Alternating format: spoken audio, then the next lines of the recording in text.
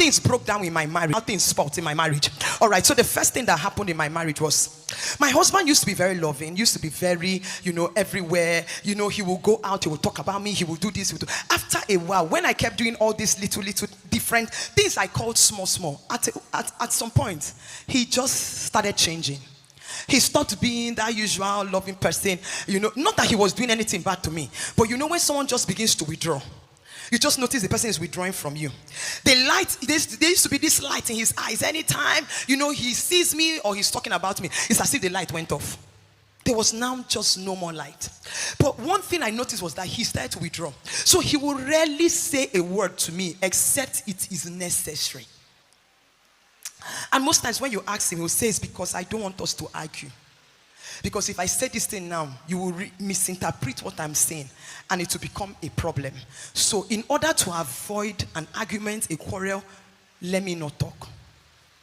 And these things, I don't know if anybody has experienced anything like this in their marriage, but like God said, today is about restoration, today is about healing.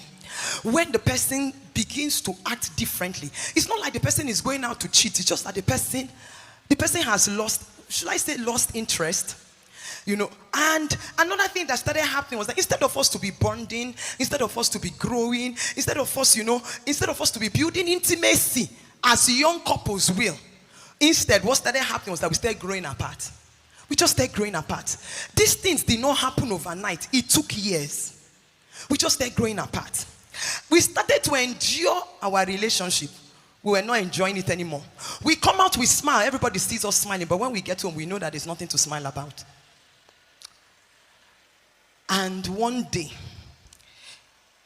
well, for me, the biggest one was when I just kept seeing my husband become who he is not.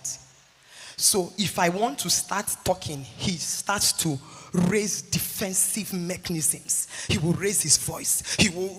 And I'm like, what have I turned this man into?